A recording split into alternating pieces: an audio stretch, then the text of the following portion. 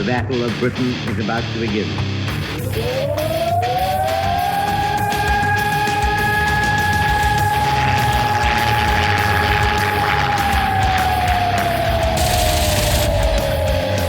Christ, we got extra up there.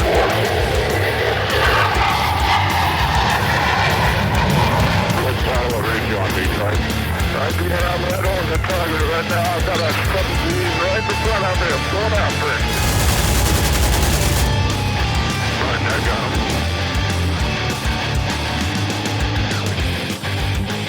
him. Welcome back to the Lead Pursuit Podcast. Tonight, we're going back to talking about books. I realize that's going to fool most of you into thinking we're an erudite group of amateur historians. However, we're not at all. So that's why I threw everyone else off the podcast and left it with me. Tonight, I'm talking to James Young, author of a variety of books, and we'll talk through his historical and his ahistorical here in a bit. But James, how you doing tonight? Good. How about yourself? I'm doing awesome. So you pretty much hit a wide swath with what you've written. Everything from sci-fi to alternate history to a dissection of Air Force doctrine. So this one may take a while to go through tonight on the podcast. Yeah, well, if there's one thing you don't have to worry about, it's me starting to run out of things to talk about. I assure you, you'll be at the end of your time being like, okay, we can stop now. Are we done yet? Yes, we are. No, that's fine. Well, I first ran across your books by reading Barren Seed, which, full disclosure, me being a F-18 Marine Corps guy, reading a Army guy's book on Air Force doctrine, I'm not sure what was going on. It was pretty funny. So I really enjoyed it. But I want to talk a little bit about your background to kind of set that up, because we're going to talk a lot about aviation, but you're not an aviator by background, are you? No, I am not. And this throws people often because, a lot of my fiction involves naval stuff, involves, air stuff, not a whole lot of ground combat. So when you talk to people and they're always like, oh, so when were you in the Navy? And I'm like, oh, no, I was not in the Navy. We beat Navy. I am actually a rad of West Point. That other institution, not that institution there, that glorious institution in the photo behind me is not West Point.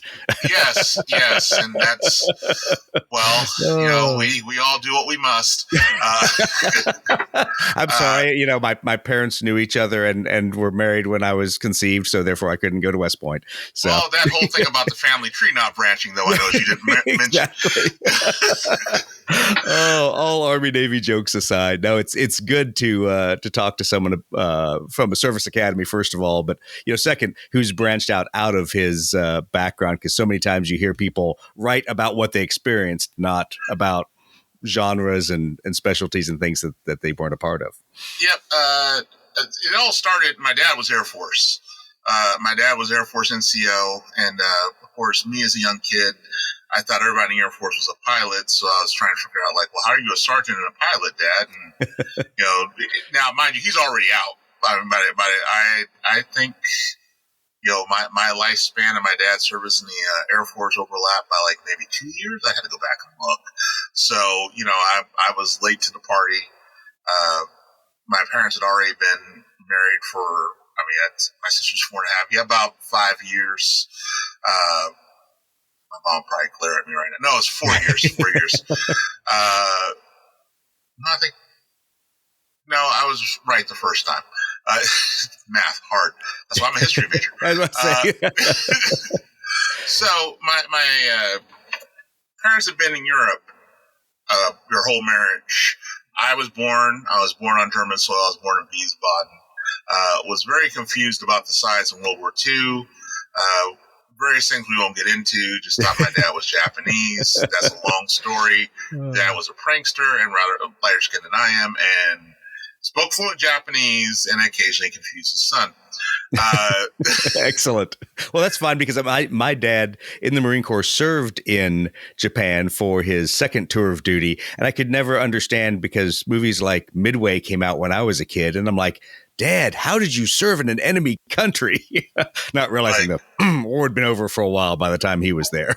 Likewise, back when I was confused about my dad's heritage, as I like to call it, I was like, are the authorities coming to take him away? I mean, he's our enemy. I mean, that's, exactly. It's one of the bad guys. Out, right? Oh. Yeah. So, the joys of being a child and having no clue about geography or anything else. Exactly.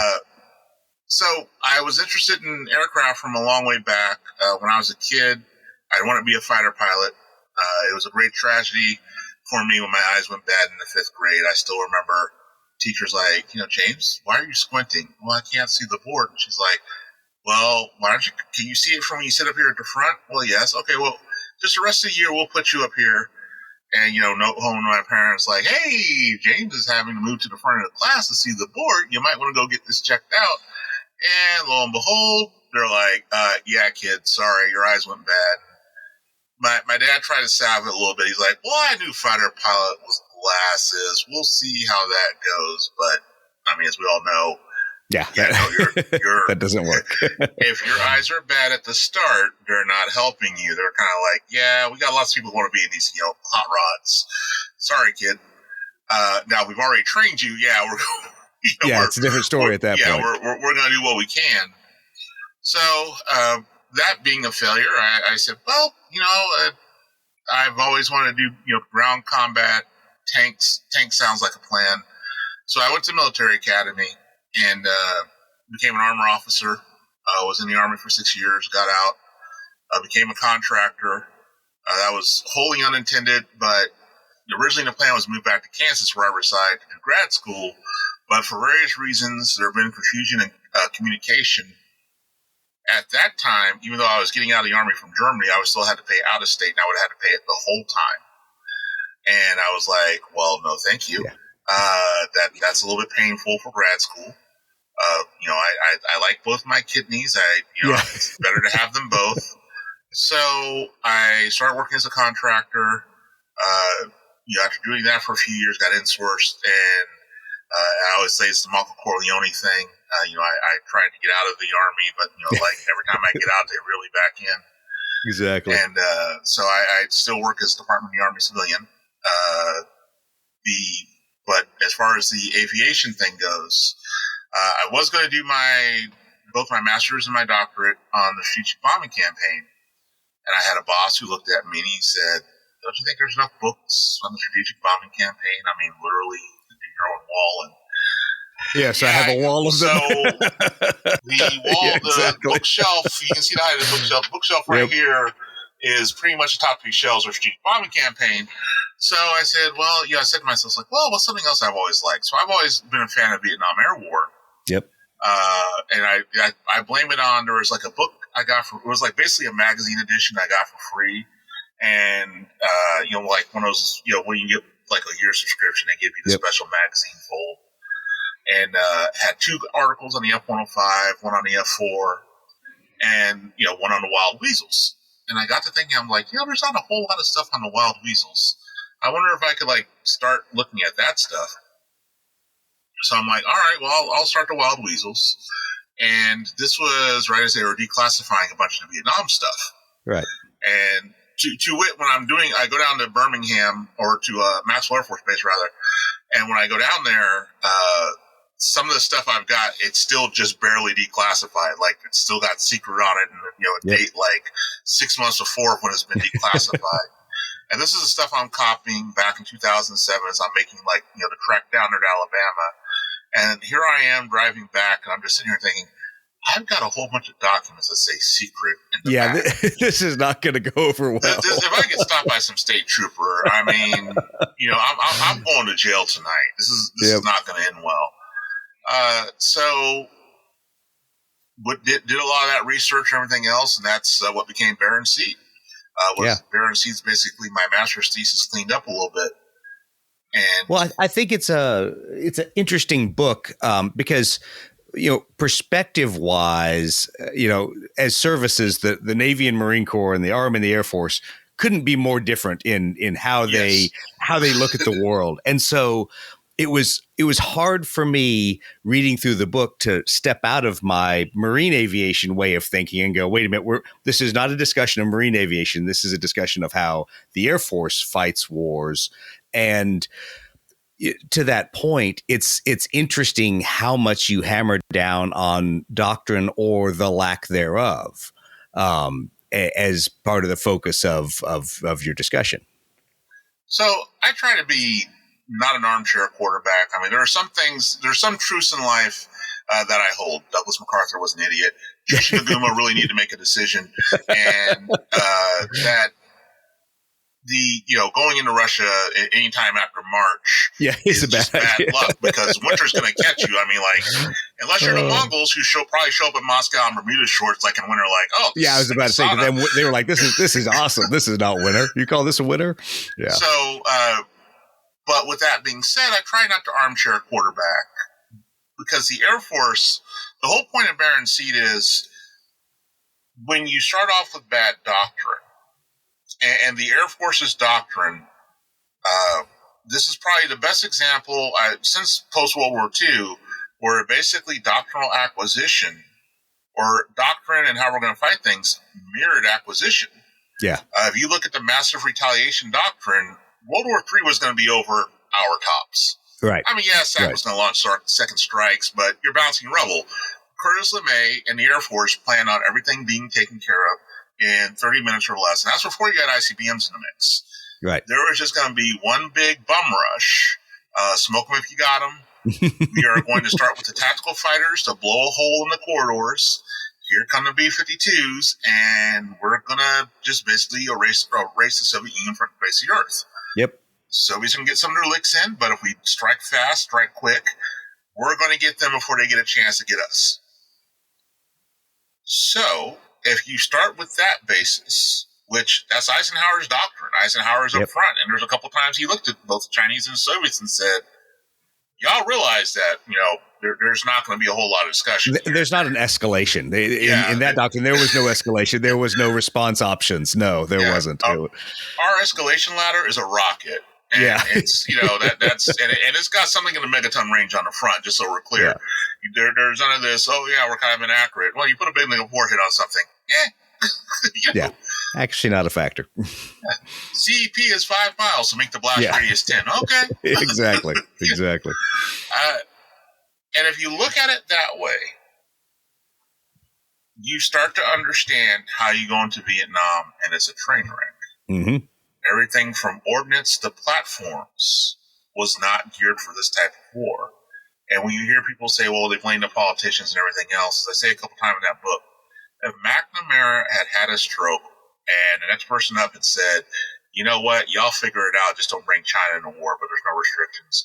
Bomb ships, bomb runways, bomb whatever. The Air Force, at least for the initial stages of Rolling Thunder, would not have been able to do it.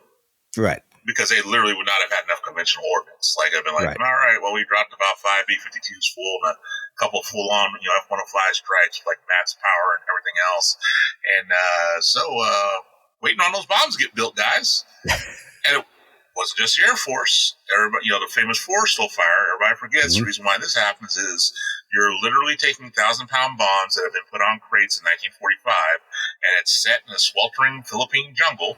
Great AHA storage was a thing that did not exist. Yep. And you put them on the Forrestal. And once you had an ignition, of course, that's also part of bad ordnance. Those bombs went off quickly and killed most of the firefighters. Yep. And that's how the fire got out of control. But the emphasis here is it was because you're using World War II old bombs. Everybody in DOD had bad conventional weapons at the start of Rolling Thunder. Yep. And then on top of that, how do I attack a SAM site? Well, and I was going to say that's to me the fascinating part, that I look through the lens of marine aviation at it, and it's so interesting, the lessons we had learned and drawn and carried on 20 plus years later that for us were straightforward, but at the time wasn't necessarily straightforward. And as you kind of talk through the book, everyone has a 1945 to 1950s idea of we'll go in and we'll suppress the flak because we're going to suppress every anti-aircraft piece that's out there. And you're like, no, you're not. You're going to hit the ones you know about, and the ones you don't know about are going to shoot down the flak suppression guys. Congrats. Well, And oh, by the way, it's like the Mad Minute I talk about in the book. Yeah. You have no concept of we're going to have cocktail waitresses out shooting 38s at the sky. No lead or anything else. Just if you throw enough lead in the sky, you're going to knock down a Yankee air pirate. Yeah, I mean, that's exactly. And that literally is how things are being done over North Vietnam, which you can't counter. There's a corollary, and I talked about it. Gosh, I don't even remember how many episodes ago. Quite a few episodes ago, we used to in Afghanistan and Iraq have Cobra pilots that would roll in and say, "We're going to suppress the man pads around the LZ." And there won't be any threat to the assault helicopters. And I would look at them and go, are you breaking the opposable thumbs of every military age male that's within 2 miles? Because you can't suppress every man pad. You don't know where they are. By definition, a guy could be smoking a cigarette next to a bunch of sheep and have a SA-14 sitting right at his feet. Exactly. It's you know not you're possible. find out about the man pad when the first missile goes off. Yeah, exactly. And that's what we used to try to explain is that you're not suppressing them. You're reactive at that point. You're making a point that if you shoot one, we're going to shoot you back. But you might lose an assault helicopter in that time. So go ahead. Yeah, that's the thing. I mean, unless you are, it's kind of like the Army air assault, same thing. You talk to Apache pilots, we're just going to come in there like the wrath of God. Well, that's great, but if we've got a chopper full of Hebrews shot down, it really doesn't matter if you unleash the 10th plague. I mean, that's exactly. Well, and we've totally gone off the subject of SEAD for the Air Force, but it was the same problem with Colonel Werchinsky, right as I left Afghanistan, and Task Force Rakistan rolled in, and they thought that the sound of the helicopters was going to intimidate the Taliban up in the Shai-Kot Valley. And you would scratch your head and go, these guys didn't care when the Russians were there. Why would Chinook scare them? I'm about to say, these guys are used to eating helicopters. Yeah, exactly. Don't get me wrong. They were scared of helicopters, and then we gave them Stingers back in the 80s. Yeah. And they're like, oh, those things burn real good. Yeah. So it's always interesting to me, the link between doctrine and assuming away or understanding the enemy's capabilities. And so many times we assume them away. We say, whatever. We'll send guys in to suppress the SAMs. We'll go in and we'll do Iron Hand missions. Those SAMs won't be a threat. And then someone moves the SAM site 3 miles. Well, it's even, as crazy as that is now, at least you have the ability to find SAM's radar signals. Right. You're not out there like, okay, well, the recon bird went over at, 1800 last night. Surely they have not moved that SAM site. If you read the story about the first SAM suppression mission, that is some hair-raising reading. When you find out that... Yeah, it's interesting, and I say I have to view it through the lens of my Marine Corps experience, because in 1999, in Kosovo, thankfully the mission got canceled, but I was scheduled for literally an Iron Hand mission against an SA-6. Now, they were going to be kind enough to suppress it with a harm, but there were 2 of us that were supposed to go in with laser-guided bombs and then hit the SA-6 SAM. And I think everybody on that mission looked around and said, is this 1972, or have we learned that this doesn't work? So yeah. And why are you using laser guided bombs? I'm willing to bet it's because we're bringing you in at altitude because we're scared of AAA bringing it. It's because the solution to SAMs is cluster bombs. I mean, I'm sorry that's. No, the solution to SAMs is a SEAL with a sasser, low crawling his way in and shooting the radar. That's what I've always said. That's the solution to a SAM site. Well, and to me, or painting it for something over the horizon to kill it without them knowing. I mean, exactly. I'm the only survivor in my SAM battery because I was out smoking a cigarette when the Tomahawk, or whatever. Exactly, whatever it was. The service missile of choice showed up and basically just ruined everything within, the area. And then its friends did too. Yeah. I did not need my cigarette lighter anymore because, everything was on fire. It's weird.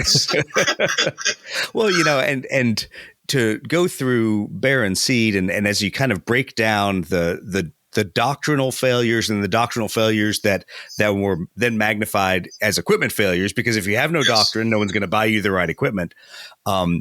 It's funny to me to go back and say, what things are in my airplane now that I've assumed were always there that weren't in 1965? And simple things like expendables like chaff and flare to put out when someone shoots a SAM or a man-pan at you. A warning to tell me that I am being painted by a radar. Exactly. It's weird. One that actually tells you what kind of radar it is too. Things like that we all take for granted. Crazy talk, you're getting fancy. Like, what? Yeah. So it's it's pretty much like we think it's a fan song, but it could be something else. But we don't think there's anything in North Vietnamese inventory that has that band radar. So we're pretty sure it's a fan song where that alarm is going off. So with that being said, the first, and that's why I allude to the first SAM mission, when the Air Force is literally having to say to the Navy, hey, can we borrow an attack aircraft? Well, why do you want to borrow a pair of attack aircraft? Well, you see, we, outside of, like SAC assets, have nothing that can find a radar. So we just need you to guide us to it. Yeah. All right. We're picking up what you're putting down. But the question is, what are you going to use to kill it?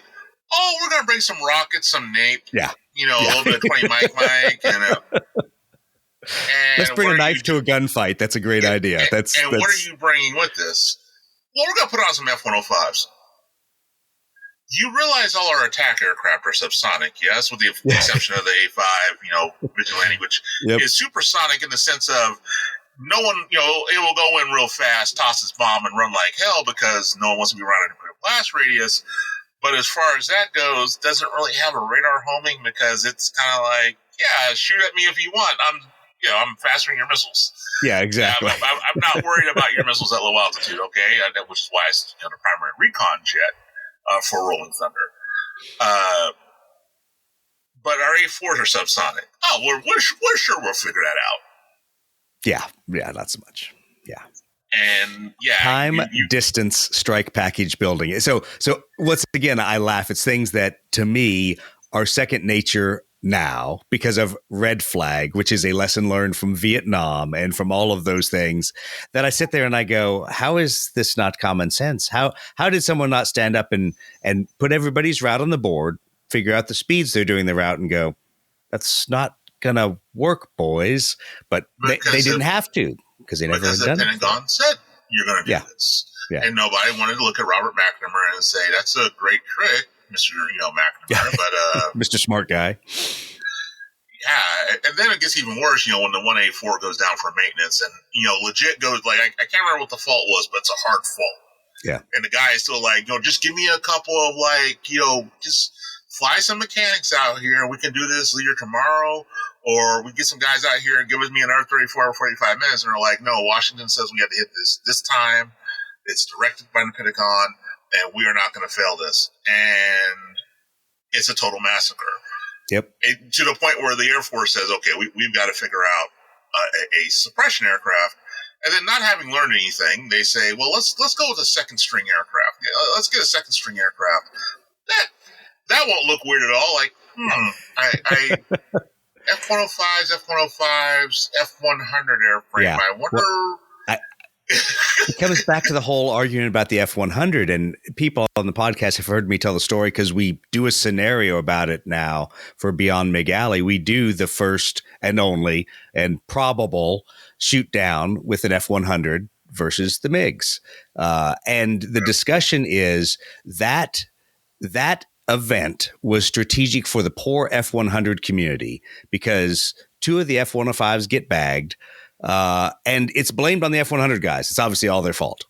Couldn't have been the tactics, couldn't have been the timing of the strike package, even though there's a probable and a damaged MiG out of the thing. Two bombers got bagged, F-100 relegated to other duties. And it's so fascinating to see then how that snowballs into the Air Force saying, well, we need something to go up there and help us with the SAM stuff. Let's make it the F-100 guys. And like you say, well, that was the second string fighter we just kicked out of being an air superiority guy, so.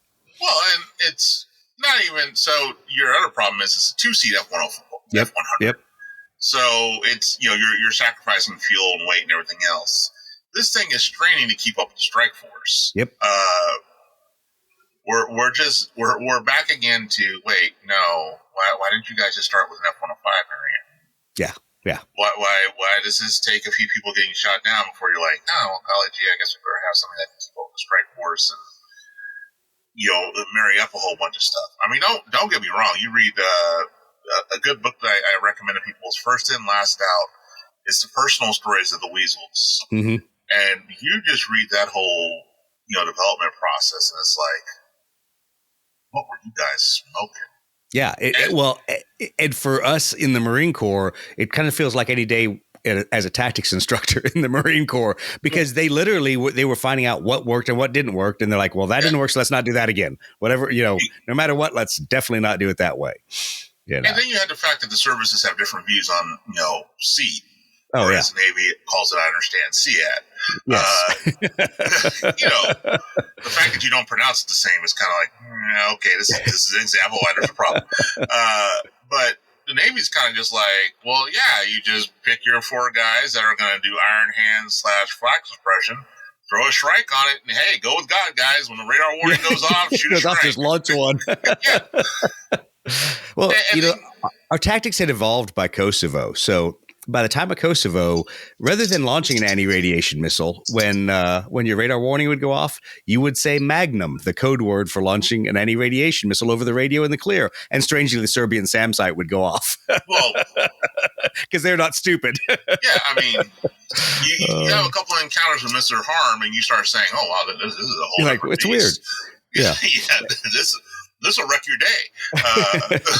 Some Iraqis over in the background by the time of Kosovo going, yeah, we kind of told you. Yeah, we told you about that. Yeah, exactly. Well, and that's a whole other discussion of as sometimes as the United States, we forget that the enemy of my enemy is my friend. And so people that normally wouldn't talk because the Serbians hate Muslims, but guess what? They learned from the Iraqis, and they learned from Desert Fox, and the Iraqis learned from prior to Desert Fox. The Russians, which contrary to what you probably believe based on recent events, like how they've been dealing with the Ukrainian air defense system, which is to say poorly, they collated a lot of things after Desert Storm, and they basically had a package they would give to their allies, and a lot of people did talk. I mean, there wasn't like an axis of evil headquarters, there wasn't like, Destro and the boys are over at Cobra headquarters like, all right, well. How are we going to fool the Harm today? Yeah, exactly. Let's talk about what happens when you leave your radar on too long and nobody says anything, or, hey, when you can't detect that F-117, there's probably a reason, and it's probably going to be explosive for you. Yep. Yeah, I think it's just interesting to go through the book and to see the evolution of the point, or of the culmination point of when there actually is doctrine starting to be drafted, but it's really way too late for most of the acquisition and fielding and tactics process. It's too late, and you're still foot dragging. Yeah. So the part once you get away from SAMs, like the fighter doctrine, the only reason I truly believe that the Air Force went to red flag was because the Navy had Top Gun and produced an ace relatively quickly, and the kill ratio got to the point where the North Vietnamese were just like, this juice is not worth the squeeze. Just let the other 2 branches take care of it. Whatever they hit, but we've got to stop messing with these guys from the sea. Right. And, oh, by the way, the Air Force had one of Lodge and Locker, who are at the time, starting to develop an aces. They get schwacked by a MiG-19 at low altitude, MiG-19 clone, actually, but in part because there's a whole lot of things that they don't do smartly, like the flight.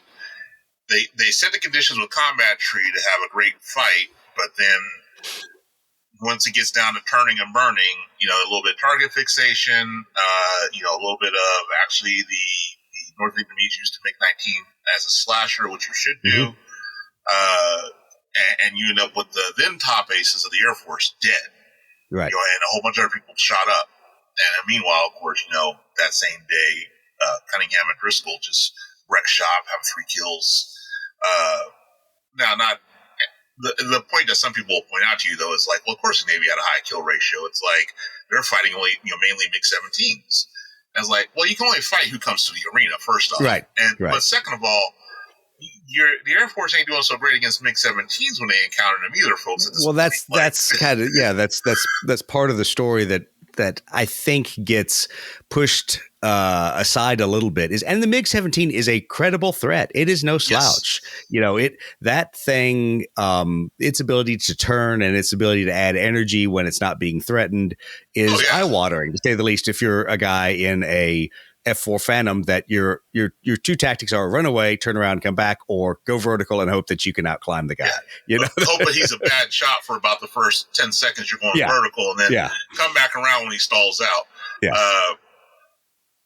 And that's still, it's kind of crazy how that, as you look at how that develops in Vietnam, the evolution of the missiles, the fact that we go from missiles über alles, basically these are like, there's confusions with treating the AIM-9B like the AIM-9L. I mean, by the time you get to the Lima, yes, Her Majesty's Death Ray is what it's called for a reason. I mean, this is by the time you get to the Lima model, and we only discussed the Mike and Desert Storm. It's basically like, I looked at him, the missile got pissed off and growled, and I squeezed the trigger, and Captain Fox at 10 miles shooting the wrong missile, and thank goodness it was an AIM-9. Well, but that's, this guy has MiG parts. Exactly. That's coming.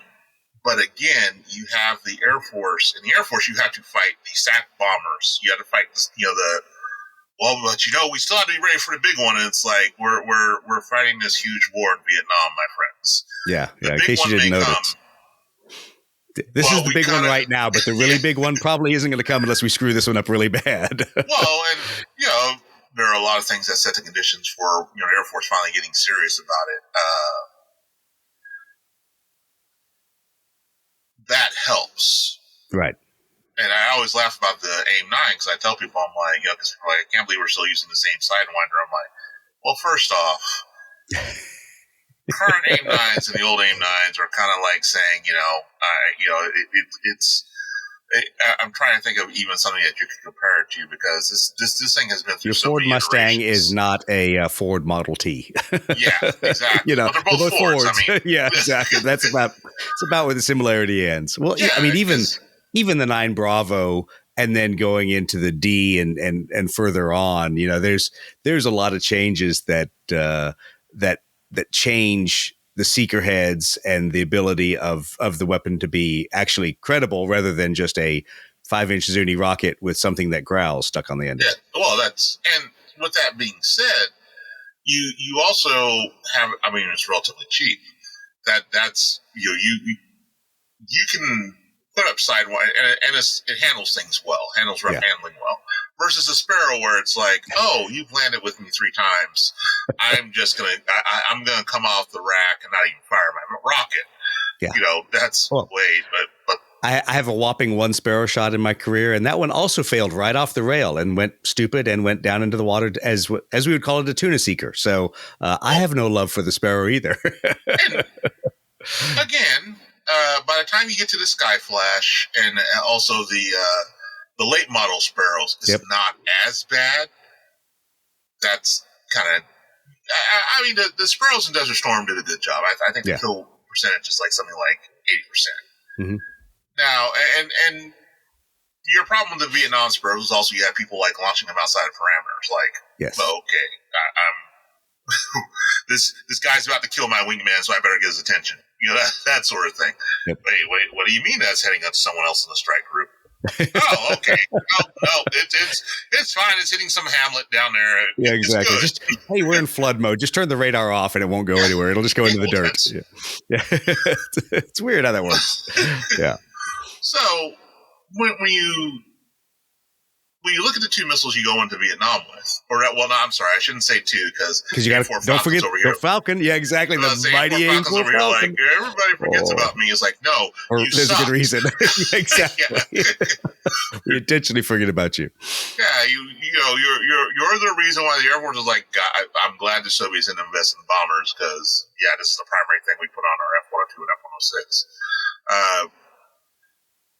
Again, this is doctrinal. I mean, because you would have plenty of time when you're rolling up on Tu-16, with its massive defensive armament of like a whopping, I think it's 4.23 millimeters shooting backwards. Yeah.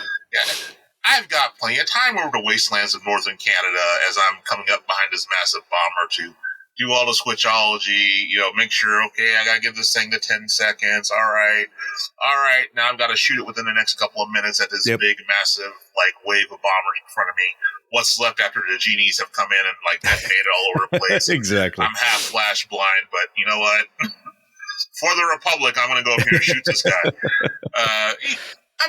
Again, it's the war you're expecting, not there's a MiG-17 pilot who really wants to live, and he is 200 feet above the ground, and this Falcon's like, I don't know what you're shooting me at, but that has got to be the biggest bomber I've ever seen. Yeah. No, that's the Earth, you idiot. That's the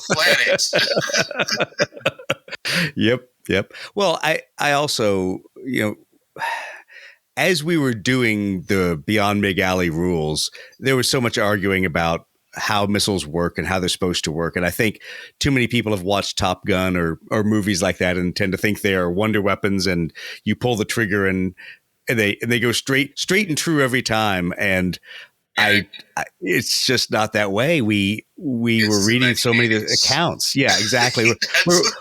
We're reading so many of the accounts, and you get to a guy who's now on his 6th missile. He shot every one of his Sidewinders. He's shot, 2 Sparrows. Okay, launch number 7, my next to last Sparrow. Something better work this time. Or you get to the guys who, you read the Air Force, some of the manuals and everything else. The Air Force is at the point where they're having to tell people, you cannot ripple fire all 4 Sparrows at a single MiG. Yeah. If we catch you doing that, we are going to ground you, because that's what guys are doing. Guys are you got a lock on? 1, 2, 3, 4. Okay. And somehow this MiG is still alive.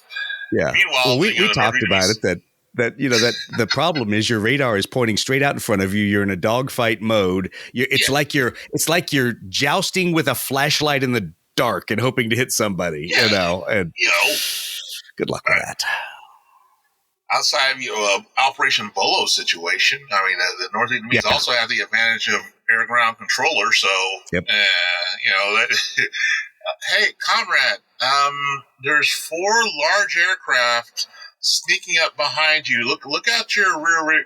Do you see 4 plumes of smoke? Yes. Yeah. Okay, that's a flight of phantoms. You might want to do something about that. Time to leave. Well, that's a whole nother discussion that totally outside of the scope of what we're saying, but the difference between the broadcast control that Red Crown gave and the tactical control that the MiGs received, that was, as years later we would call it, laser GCI, because it was directed to you where the bad guy you were supposed to kill was, and as soon as you were done with that, fly this heading, go home, RTB, get out of the fight. Yeah, you are an extension of ground control. You are basically the human joystick for them. Yeah, you are. Which works great if your ground control doesn't have anything going on, which is why I talked about, ground control got a lot more dicey once you could put a paveway into the roof of the ground control building, because you didn't have to worry as much about collateral damage. And once the Air Force finally did it, they had a stretch there where all of a sudden the MiGs are not all knowing omniscient. It's I gotta fly this thing. Well, it's the doctrine shoe is on the other foot all of a sudden, that their entire doctrine had been built on, in a sense, Soviet interceptor doctrine, and it was you're under the tight control of the GCI, and their own visual lookout and scan was terrible. And it's one of the discussions that we've always had with the MiG killers and with everybody else was, if you got an unobserved entry on a MiG, your chances of shooting them down were good, because they didn't have wingman lookout, visual lookout. But as long as their radar knew you were there and they were talking to those guys, you had a hard time getting in there. Well, it's the whole, they were stalking guerrillas, but that's the thing. Not a whole lot of group tactics. Very decent with singular, depending on who it was. And that's, when you talk about doctrine driving things, it's like, but they're not here to get air superiority. Yeah. They're here basically aerial attrition, or we're here to make the cost of this so high you eventually decide we're going to stop coming. And then they were kind of amazed at how stubborn the Americans were. We lost full strike package, whatever. Let's keep going. Yeah. Okay. I'm trading 4 F4s for like 2 MiGs, and we're calling this good. I mean, no. Yeah. Yeah. So I was trying to think. Were we going to talk about Eagles? I wasn't going to. I was going to leave that for another one. I'm gonna skip, because that, to me, that is a wow, is that a slippery slope of a lot of cool things to talk about. And I got to keep us kind of on timeline. So well, that's why I just looked at the time and I was like, Well, so I was gonna say, anything else you want to say to Baron Seed before we go to alternative history? So it's one of those things where.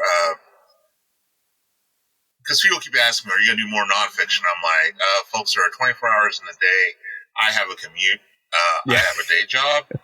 And to be honest, not that it does not pay somewhat, but the alternate history is a lot more lucrative, which segues nicely into the, let's talk about why I, have a history PhD. Will probably never be hired for a history job. Like, this guy doesn't know history. He writes history that didn't happen. Yeah. Yes, he is a heretic. We'll not hire this blasphemy. Exactly. All right, so let's talk a little bit about the Usurper's War series genre. I could even call it now, that we kind of have gotten to. I always joke about beer and pretzel conversations, and you being at a fellow federal prison, military academy. I was a member of the Wargames committee. We'd always have different conversations about World War II. Yep. And one of the things that really ticked me off about World War II is you have people sit there and say, look at the production numbers. There's the minute the bombs fall on December 7th, 1941, it's over for the Axis. And I'm always over here like, first off. Newt Gingrich and William Forstchen had they started an aborted alternate history series. Yep. With Adolf Hitler has a heart attack on this, he's through Pearl Harbor, has a heart attack. In the 2 weeks that Hermann Goring is in charge, Herman the furniture truck does not declare war on the United States. Right. The United States has had plenty of times to get good and ticked off about the Japanese, because 2 weeks in, everything's popping off in the Pacific, and it's the Japanese are basically going through a freaking 200-pound fullback through a Girl Scout defensive line rather, and he just is running amok. If the Germans do not do certain things, right, odds are you really do have the United States, no kidding, say, we don't remember anybody with a Black Cross, despite some people's hallucinations, being over Oahu on December 7th. So we are uncorking the rage on our friends across the Pacific. And assuming you get the torpedoes to work, and assuming we've had that discussion on this podcast. Well, but I'm just, there are a lot of things where a United States utterly focused on the Pacific is the things nightmares are made of for the Japanese. I mean, about the only thing that would probably go right for them would be, well, the war is going to be over before Trinity happens. Yeah, exactly. At least we're not going to get nuked. Yeah. Yeah, no one's going to drop the sun twice on you. Yeah. And be like, we got a third one of those? I mean, these guys seem kind of stubborn. We have a third one. Not to September. Okay, well, just first thing in September, we need to, get this over here. I had a discussion with people all the time. They're like, well, I don't know, the Japanese probably won't surrender. And I'm like, I don't want to say, of course we can never know, but I'm like, these are the people who, most people have already thrown in the towel by August 1945. I think the good answer is, I think you as a historian will also say, you're right, we'll never know. So let's just make something up, because the fact is we had this discussion about the Battle of Coral Sea, me and a couple guys a few weeks ago. You really can't what if some of it, because there's so many variables that you can't with certainty say, had X or Y or Z happened, the outcome absolutely would have been different. You can say, well, it definitely would have meant there's more carriers at Midway if we didn't sink any at Coral Sea, and well, so here's this the thing I always tell people. I'm just going to throw this out here. The Americans, who for about the last 2 years have demonstrated a propensity of we don't do things in small numbers, like, if you see one, we've got 20. It's just taken a while to get to the theater. Had just dropped 2 bombs. They had brought the sun twice. Yeah. Is there The any Russians assumption that all the Russians had come in and said, "Well, we already shot some Romanovs. We're totally down with shooting some Hirohitos." Yep. You're starving. It's looking like it's going to be a wickedly bad winter. And even after all this, when the Emperor says, "Okay, we've got to endure the unendurable, I'm going to surrender," we are one House Guards colonel away from them deposing the Emperor, Yep. putting the juvenile crown prince in charge, and being like to the Marines, "Come at me, bro." Yeah. But literally, it's the guy standing there at the door who they think is a hardliner and they're expecting to turn over, who says, "I have made a sacred vow to protect His Majesty. I agree with all you guys that this is some utter bull crap that we're throwing in the towel. I mean, by the spirit of Bushido, we should be fighting on. But I got a Nambu and a katana that says, you guys all need to turn around and go home because this is a narrow hallway. I don't see a flamethrower, and you guys know how good of a swordsman I am. Yeah, so exactly. You know how this is going to suggest we all call this good, pretend this never happened. You jackwagons turn around and go home. And I won't proceed to dice you up like this is a Genshin commercial. But if y'all take one more step down this hallway, I am going to kill you all. Yep. They are going to find parts of you like a couple of presets over. I'm not playing with you guys. You know me. I'm crazy. I swore an oath to defend the guy behind me, and you are in front of me. And I just sharpened my blade. Okay, let's not get it twisted. And they're all like, "Well, we thought you were going to be on our side." Nope. Years from now, they will film a film called Rogue One, and it'll be like that scene in the hallway here in a second. Y'all want some? I'm hearing a John Williams score, and everybody's like, "Well, crap, this dude is crazy. We know he's crazy, and we like our limbs, so we'll go home." Yep. And that's literally the only reason I like Hirohito's not deposed. Like, that's, I mean, I'm sure there's going to be like Japanese historians listening to this saying, "That's not true." Yes, that is a very slight exaggeration, but it's only very slight. It's an oversimplification. However, it's the best oversimplification I've heard in a long time. I mean, this, and I can only imagine, because the guy's reputation and everything else, is like, imagine your craziest friend who was like, just happens to be like, great with a katana. Sitting there saying, "You need to leave my porch right now or I'm going to kill you all." And everybody at the barbecue's like, okay. Yeah. That looks like a mighty sharp people opener, and we need to, not be here. So, because of that, going back to the whole reason you end up with Usurper's War, I read a book called The Most Dangerous Enemy, and it was the first time I saw that the British War Cabinet in November 1940, and this guy has the primary sources, and he cites it. In November 1940, the British War Cabinet says to Winston Churchill, "Well, that was a nifty battle of Britain. We won. Let's go ahead and try to preserve the empire, and let's start negotiating with the Germans." Of course, Winston loses it. I mean, as someone would be like, well, have we learned nothing from the last 24 months? Every time you make a deal with this jackwagon, he just totally double crosses you, And next thing you know, he's like bum rushing you, and you're fighting him anyway. What deal are we going to make? So I said to myself, well, I wonder if you remove Hitler from the equation. Yeah. And so I proceeded to remove Hitler from the equation via an RAF bomb. And there's the short story of that is actually in Dispatches from Valhalla. Right. I saw that was part of that. I was like, ooh, excellent. So I have to go back and I did it. Originally, it was in an alternate history collection put out by Flame Tree Press. Rights got the rights back. So that's why it's in Dispatches from Valhalla, along with several other stories. The whole point of that is, if you kill Hitler in November 1940, he has not issued the attack order for Barbarossa. I mean, anyone who's read Mein Kampf understands, basically everything that has happened up until 1940 is we are setting the conditions for us to go to where we really need to go. We are taking care of one front to take care of the other one. If you kill him with an RAF bomb, that also throws around, or that jumbles the succession plan. Because I love it when I'm at anthologies or at conventions, and people say, "Hermann Goring was going to be next in line." Like, oh, thank you, Sparky. I'm aware of the Nazi succession plan, but if an RAF bomb just killed the Fuhrer, do you really think everybody's going to say, "Hey, I know we feel as bad as you do. Let's just go ahead and take on over, and we'll just go ahead and handle this"? Or do you think everybody's going to be like, Didn't you say that if a bomb fell on a U.S. city or on a German city, we could all call you like Meyer? The Fuhrer is like dead. So what do we call you now? Yeah. So the background of that, this all happens off screen for anybody listening to the podcast who's not familiar with the Usurper's War, is basically Heinrich Himmler shows up at Karen Hall. And someday I will write this short story.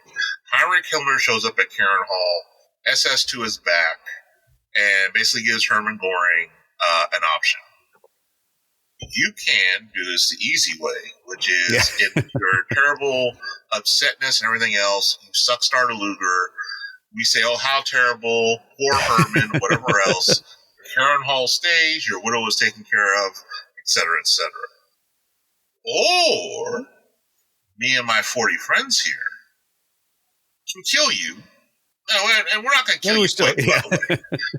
But we're going to make sure you see Karen Hall burn, your family slaughtered before you and everything else. Because, Herman, you don't crap the bed. I mean, the Fuhrer's, like, killed by a bomb. You're the head of the Luftwaffe. These are things that should not be happening. And so, Acts of War, which is the first book in the series, you have what they call the Lull, which is basically there's a 9-month truce.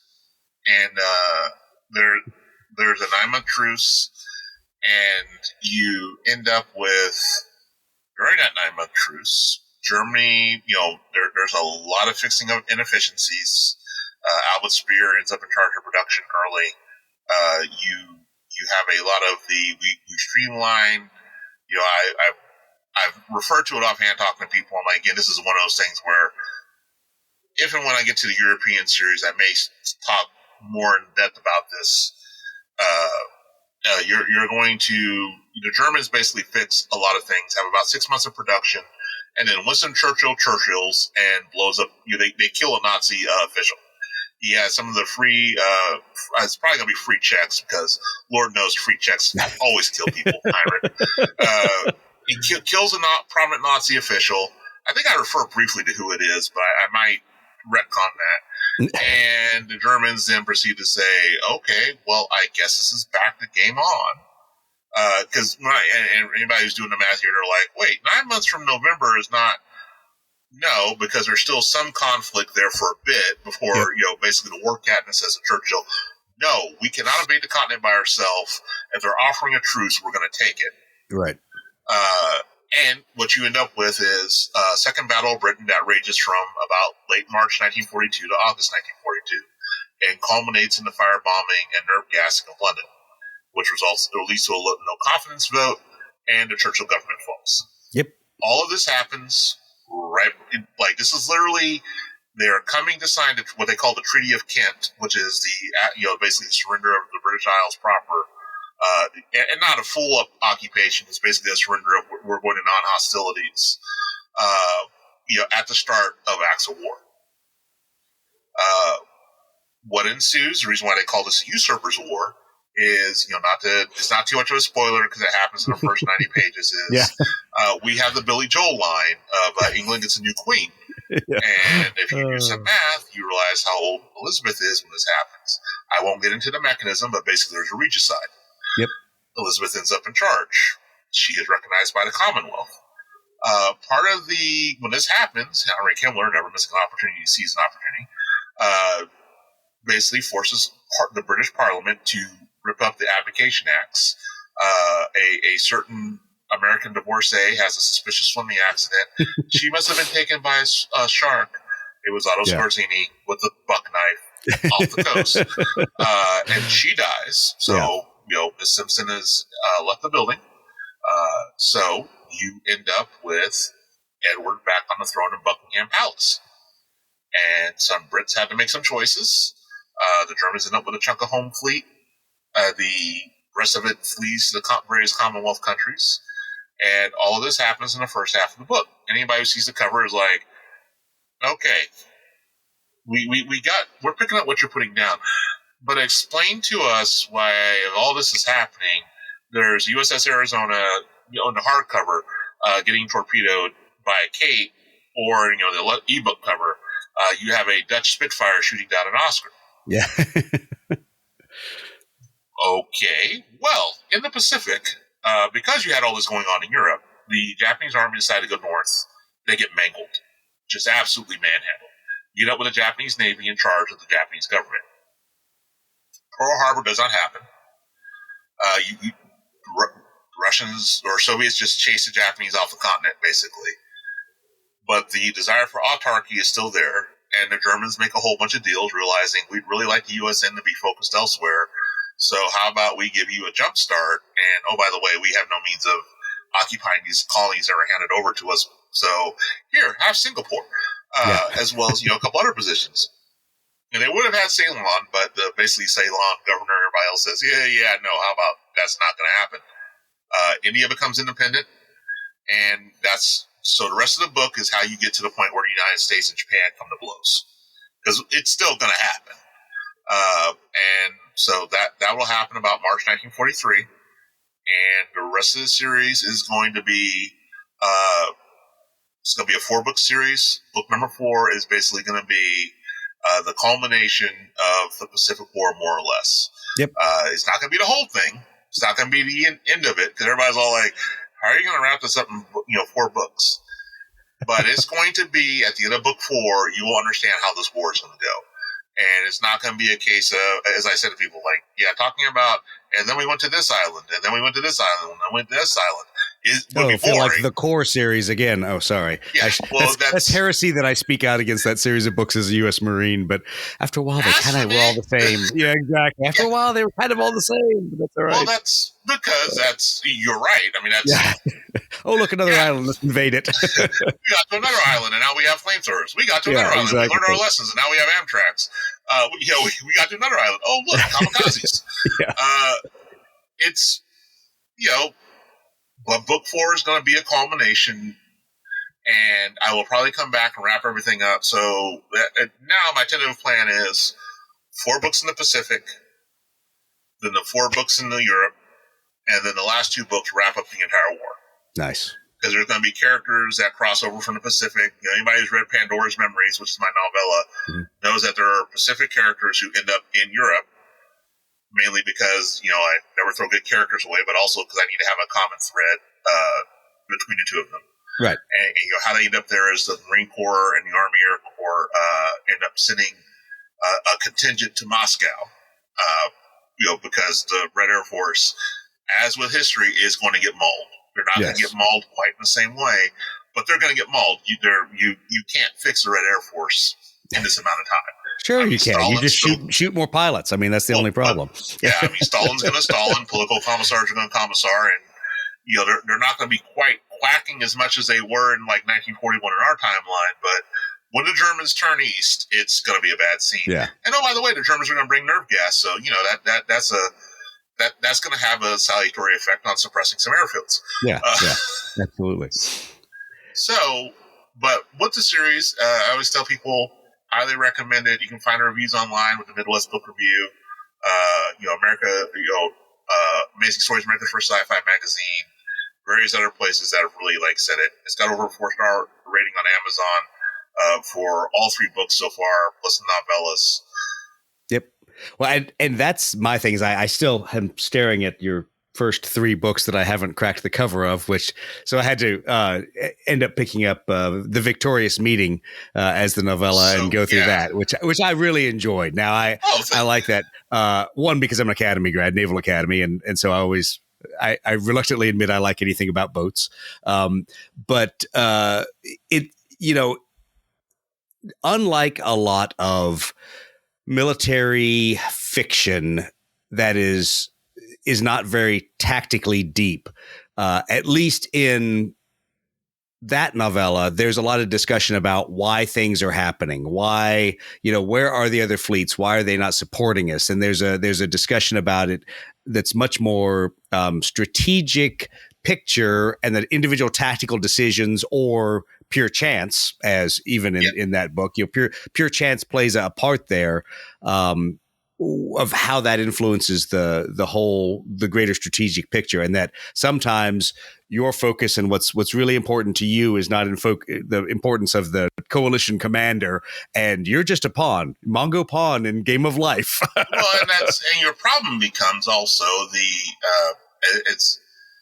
I tell people, like, carrier battles are very much chance. Yes. I mean, Yes. you take Midway 5 minutes, you take the Nautilus actually gets sunk rather than just driven deep. That first slice of depth charges actually does her in. Clear oil slick, whatever else. Half the dive bombers don't make it to the Kaido Butai. Yeah. Because there's not a helpful destroyer pointing the direction. Yeah. And that's problematic.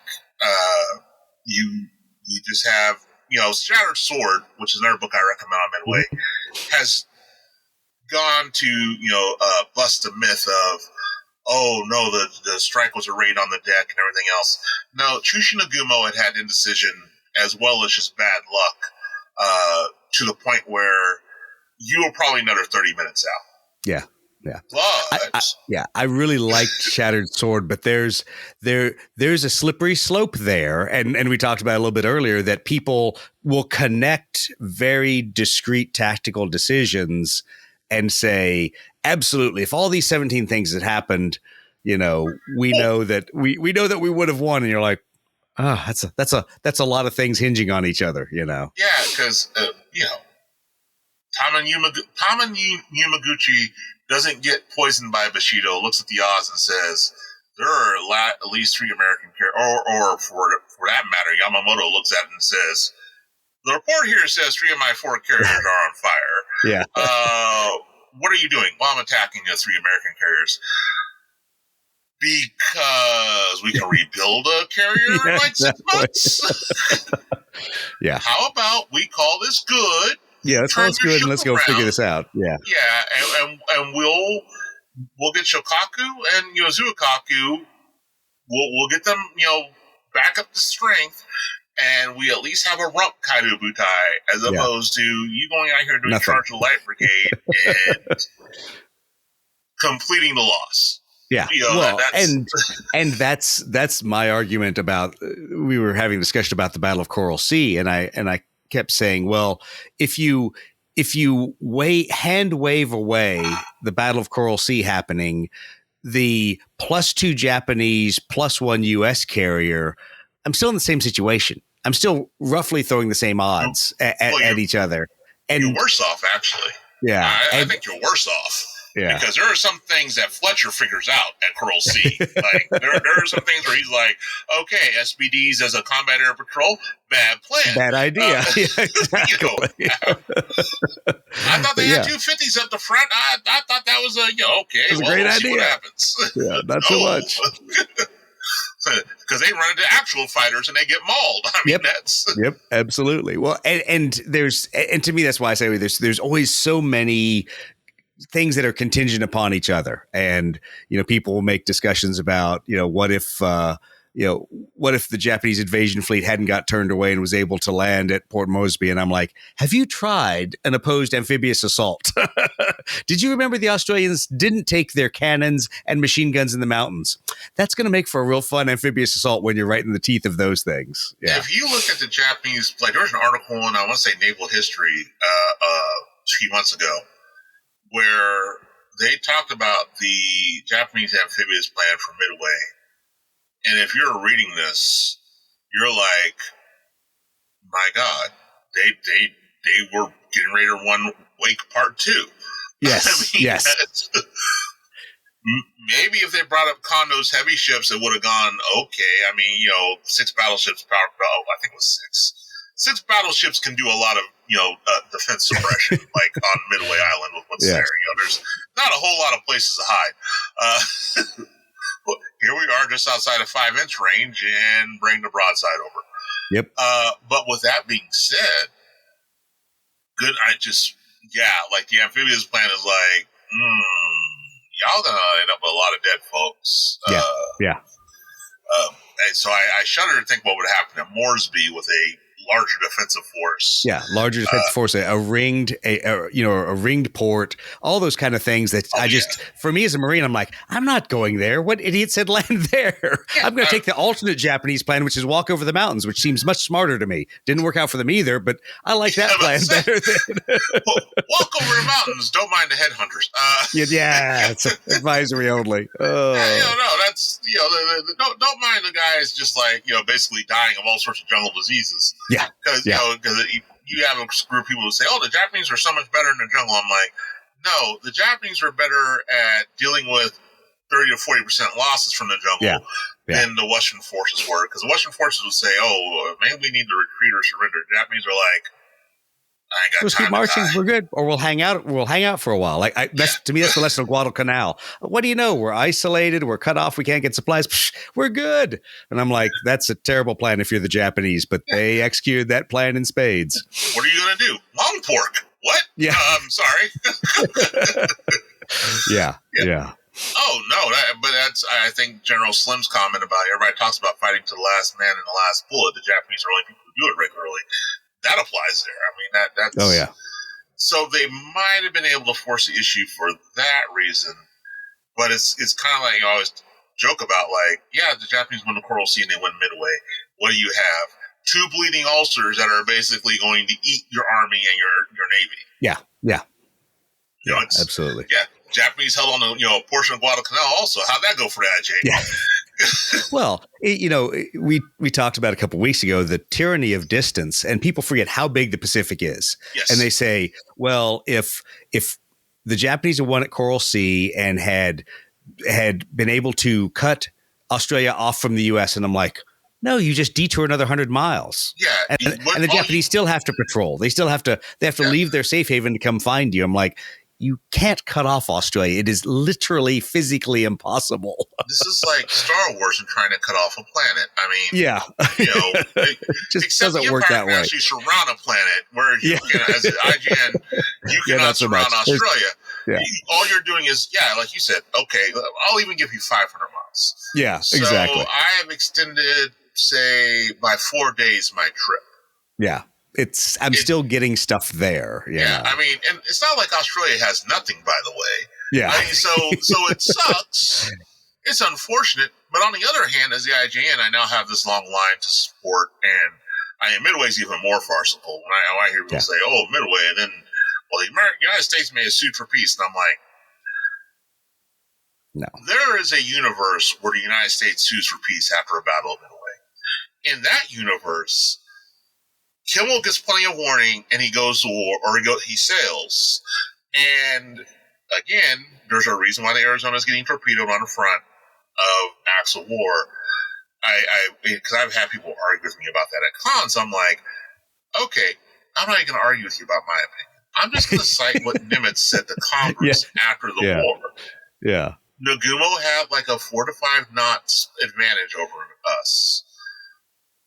He's just going to sit there at range and launch airstrikes until the sun goes down or he runs out of ordnance.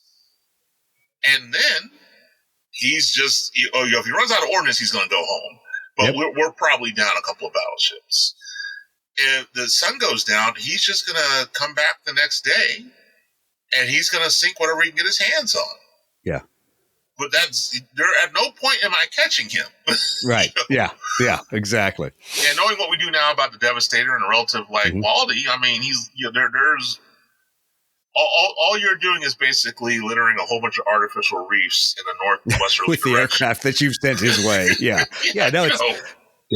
I laughed that someone made the comment to me. They were talking about the Devastator, the Vindicator, a couple other ones, and I'm like, please never mention those aircraft names around me ever again.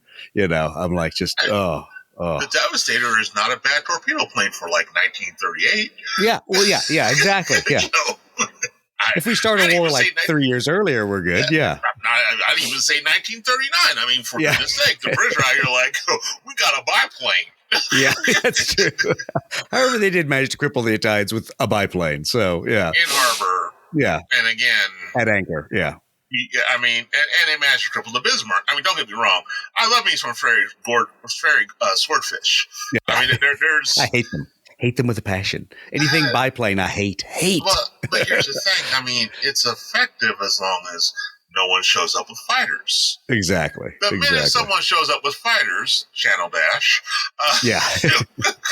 Yeah. It's like not so good. Yeah. So, with that being said, I mean, your problem as a USN is you don't know what you don't know, and the blessing of the USN is you get about 6 months to figure it out thanks to Pearl Harbor. Right. And people are always like, well, you make it sound like Pearl Harbor was a good thing. I'm like, objectively, it was. Right. The best thing that could have happened for the IJN, no kidding, and I say this, again, as a counterfactual, I'm like, best thing that could have happened for the IJN is Isoroku Yamamoto has a massive heart attack and dies about October 1941. And everybody looks around and says, well, that was terribly tragic, kind of a weird fluke, and we're so sorry that he's gone, but I guess we better enact the original plan. Yeah. And that original plan is we're going to make the Americans come to us, because you want to talk about nightmare fuel. Nightmare fuel is because Kimmel was aggressive. That's the other thing I tell people. Kimmel was very aggressive, and he got a raw deal in history. Right. Because we're like, oh, he got caught with his pants down. I'm like, I want you to go look at what the defensive plan was for Oahu. Yeah. And then I want you to go look what his compadre in the Army did. And I'm always like, it's a good thing General Short worked for a democracy, because the Axis would have shot him. Yeah, exactly. And I honestly think that's what we should have done. I mean, people are like, I don't know. I was like, hey, I don't know. When you basically lie to the chief of staff in the Army and you do all these other things that basically lead to all sorts of things that causes one of the worst disasters in U.S. military history, there should be consequences. It's, probably makes me a hardcore guy, but hey, I think there are some times when you need to get Admiral Binged. Yeah, not the infantry shoot. Either you'll get the muscle failure, or you'll just decide I'm ready to go. Whatever. But Kimmel was ultra aggressive. If you look what his plan was, the Japanese would have met the U.S. Pacific Fleet probably 400 or 500 miles west of Hawaii and just mauled it. Because, carriers, you have Buffaloes, for goodness sake, on Lexington. You have no idea how to form a cap or anything else. It's just a bad scene all around. Well, the truism about the U.S. military is we always suck for at least the first year, maybe 18 months of the war. Yeah. Then we start figuring it out. And it's always an argument about whether it's our industrial base that catches up with us tactically, or tactically we now have enough things that we have expended to learn the hard rules the hard way. But at some point, the American military machine finally gets it and becomes seasoned again. And, World War II is a great example of that. From, my own time, Afghanistan and Iraq were examples of that, where you show up with a peacetime military, you make peacetime mistakes, Colonel Wachinski. But, so the whole thing with and I also point out that that's when, going back to World War II that's why we tried to capitalize on air sea rescue. Yep. We made a conscious effort where, okay, people who may not have had the best day, we try to get them out of the water. Yeah. Versus the Japanese who were like, whatever. Well, sure sucks that your zero is battle damage and you got to land off some island. Make nice with the natives. Yeah, exactly. What you say, the Japanese army was already here? Okay, well, die bravely. Yeah, exactly. Because the natives are going to skin you, and you've only got 11 rounds for that Nambu, so, Yep, so that's not going to work. Yeah.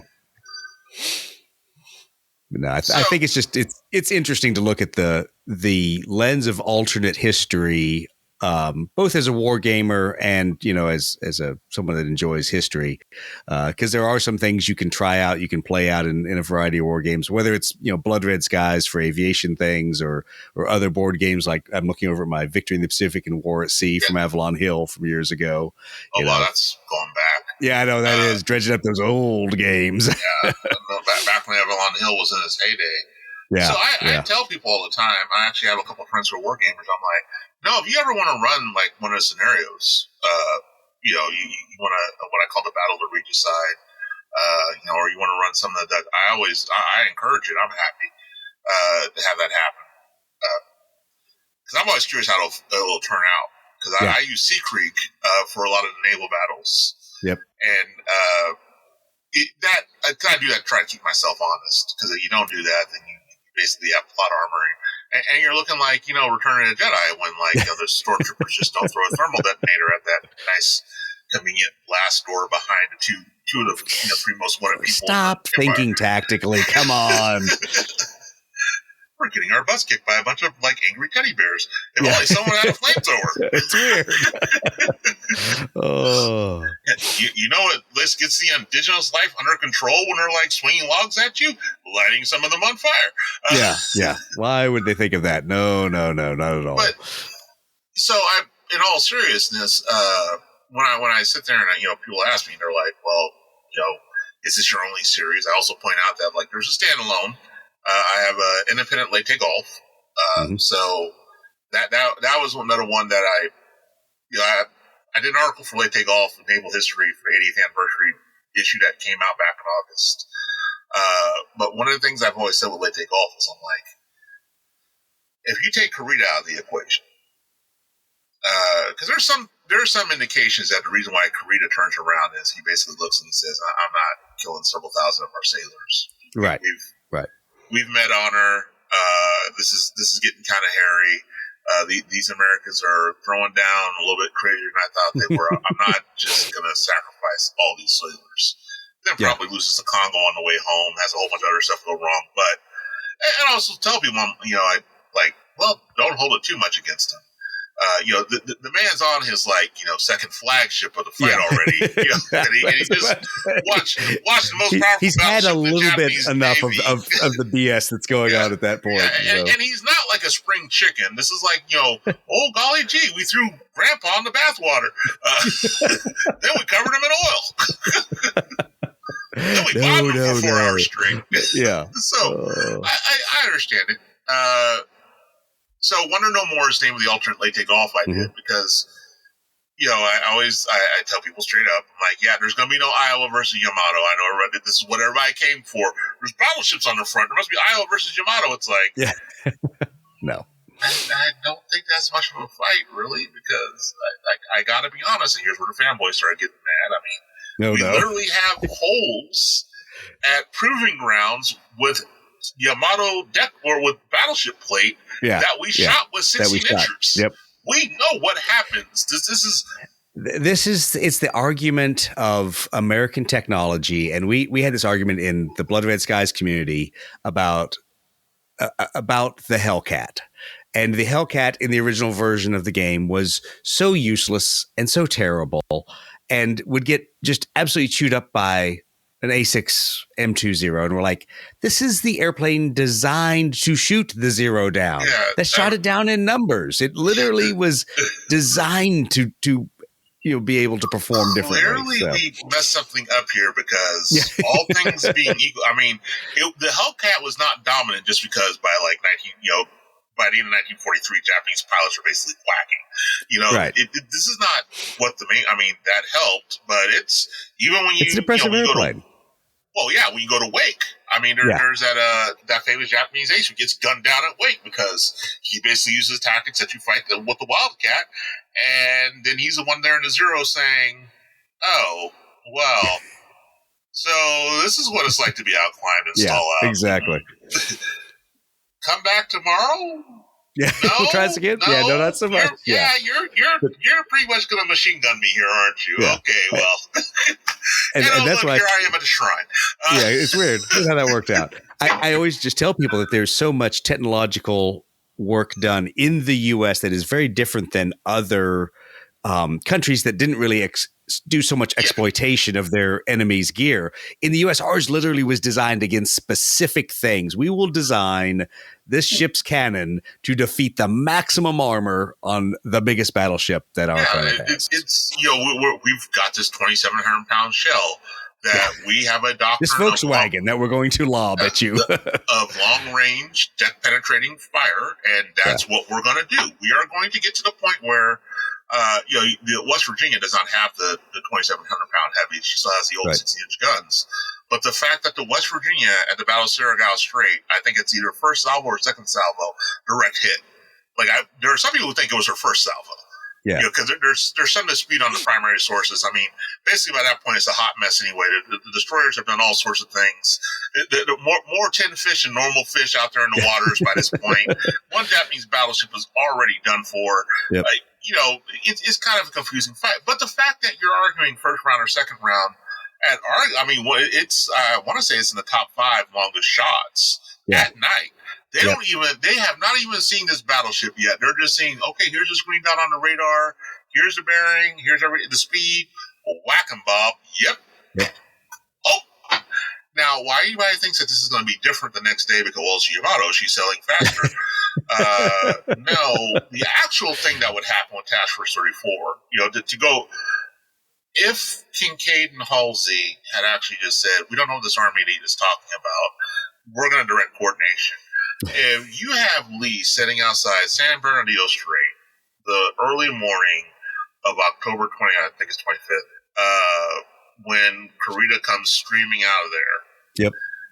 And, just out there in the darkness, it's in the pre-dawn, and you've got the world's biggest radar signature in Yamato, Nagato's behind her, everything else, and Willisley is sitting there with the Iowa and the New Jersey and all the Sodak and and the Washington, and he is just sitting there, basically just like Oldendorf is at Saratoga Strait, except he's got bigger things to shoot at, and he's got heavier guns. And what are just West Virginia, like one other battleship having the most advanced radar? All of his battleships have the most advanced radar. Yep. It's gonna be a bad day, folks. This is. I'm not even sure that Yamato gets a good shot off anybody. I mean, I honestly, I'm going to put it like that. I mean, Yamato's going to be shooting at flashes. Yeah. If she makes it through the first couple of broadsides, because at the range she's probably firing at, when you look at the geography and everything else, he can penetrate the Yamato's deck armor. I mean, you might even have that's the top shot of the war. As good as the radar picture and everything else would look as you're coming out of that narrow strait in the line formation and everything else. Mm-hmm. I mean, that's not really a fight, which is why I don't do it in Wonder no more. I basically have, Lee goes a little bit north, South Dakota has a failure. We get to battleship on battleship action, but first we've got to have the beatdown of Taffy 3. But even with the beatdown of Taffy 3, Ernest Evans, Commander Evans still does. He gets his hero run. Yep. Because like I told someone, I'm finally happy they've got an Arleigh Burke that they're going to name after him. Yeah. This is way overdue. I literally wrote an article about that in Proceedings one year, and everybody was mad because they're like, wait a second. We got a West Pointer in Proceedings talking. I was about to say, were they mad just because a West Point guy got published in Proceedings? Is that like that's the death knell of our favorite Naval Institute press? So, no kidding. Like I said, won the Cyber Essay contest back in 2016. I went in 2017 out to San Diego to get my trophy firsthand because they said, hey, you can come out to the West Conference and we'll put you up for your hotel for your day and everything. But you come out here to West and you can get your trophy firsthand. I'd never been to a naval conference. It was great sitting out here. Like, I mean, again, it's good for professionally for anybody who's go listen to your sister services talk. Oh yeah. But I am sitting there and I'm next to a female admiral. And she sees my class ring. And of course she says, oh, what year were you? And I said, 1997. And my mom says, oh, he graduated West Point. Yeah. Because one thing about my mother is she is super supportive of us kids. I mean, I am very blessed in the parental department. Dad is no longer with us, but even he was super supportive. Mom is going to make sure everybody here understands that I am an Army grad. And the look on the Admiral's face was bad enough, and then we found out she was the head of Navy Cyber Command. So let me get this straight. So, you're an Army employee, and you went to Army. I'm going to have to read your essay. And my mom was sitting there later saying, oh my, Jamie, I think you have probably wrecked some people's day today, and I'm like, Oh well, too bad, so sad. It happened. Yeah. No. Pay no attention to the disembodied tail that's walking in. The dog is coming in saying, "Hey, so it's about that time." It's about that time. So that should be our cue at that point. That we need to wrap this up. The dog's like, "Look, I'm telling you, MFers, it's done. Hey, y'all are done talking." I'm about to get annoying. We're trying to teach her buttons, so she's probably gonna start hitting the outside button here in a second. Oh, funny. Oh, that's cool. Well, cool. Well, James, thanks for hopping on. We will definitely have to get back together and talk about the book I did not discuss that's sitting here underneath the rest of the pile, Eagles, Ravens, and Other Birds of Prey. So that's the second half of the SEAD doctrine, as we say, or you would say seed doctrine. Yes. Bunch of weirdos. Go back to the Army Air Corps. We don't want to talk about your stuff here. Don't say that. No, go back to the Army Air Corps. Them's fighting words. Well, it's going to be a terrible tragedy about that studio burning down. Yeah, exactly. Oh, but yep, well, seriously, I'll be happy to come back because that's the good news story. That is the as I like to say, it's the bookends. You have 53 to 72, and the Air Force. You want to take some Air Force people off? Tell them that they lost linebacker too. Trust me. Well, and I think we could do an entire episode just going block by block through that book and throwing opposing viewpoints and things at each other. So maybe we'll do that one of these days. But seriously, thanks for jumping on to talk about both your alternate history stuff and your nonfiction because it's I've really enjoyed reading both Bear and Seed and then at least the novella. I'll have to dig through the rest of these and actually carry a real book with me on a trip. I don't know if I can do that. Books are heavy and they charge you for everything now. Thanks exactly. for having so me. It costs me money now. No. Total happenstance. Meeting you at Huntsville. Yep. For people who ask, because people ask, where are you going to do the shows? I plan on being back at Huntsville next year. Down there for the 10th anniversary show. As always, Murphy dependent.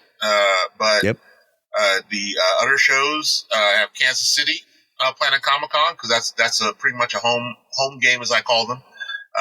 And then Oklahoma City, May of next year.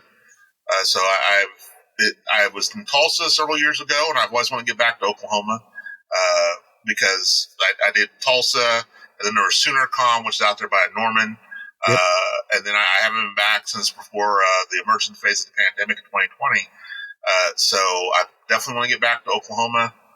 Never been to Oklahoma City for a con, so that'll be fun, but be there with the books. What's coming out here the next couple of months that'll probably be of interest of your readers is I have an anthology, The Violent Blue Yonder. That is basically it's going to be air combat alternate history. Yep. It's a mix of reprints and new books. But when you see the cover art, it's basically Robin Olds in a P-80 shooting down a Nazi French ME-262, and that it done up in French Air Force Indochina colors, and of course Robert Olds is done up in Robin Olds is done up in a basically a Viet Minh colors P-80. I was laughing when you sent me the sample of the art. I'm like, oh my gosh, this is going to make people's heads explode. They're not going to know how to take this. That Justin Watson, the author, that has a whole he is a alternate historian for Bane, but he has a whole Indochina arc. Oh wow, that's cool. It is really fascinating. It's really well done. There's a reason I selected it for the cover. And I tell people, I'm like, it's going to be a good time. So it's a part of the Arca Aries series. I have basically a logo of Aries, the famous picture of Sharky Ward, where Sharky's got his helmet on. And he's got the cover. Basically, imagine the Greek god of war done up like that. And so that's going to be the symbol for that one. And each successive, there'll be different logos for it. So that'll be hopefully out November 1st. I again say hopefully because Murphy. I have another anthology I have to finish that's about giant robots. mecha basically stories. So Giant Stomping Robots is the one that's coming out. Giant Freaking Robots is the one that's already out for fans of Robotech and Gundam, since we're talking about air combat. But other than that, thank you for having me. This has been a good time. Absolutely. Thanks, James. Appreciate it. And just want to remind everyone to like and subscribe to the podcast and also leave us feedback. So since we're getting back to doing books again, you can tell us how erudite and learned we are this week.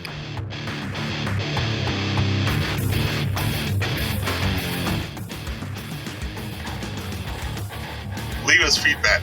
Don't have that James Jump guy on again. He's crazy. Yeah, exactly. He's crazy. We had any crazy West Pointers on here as opposed to the war game. Yeah.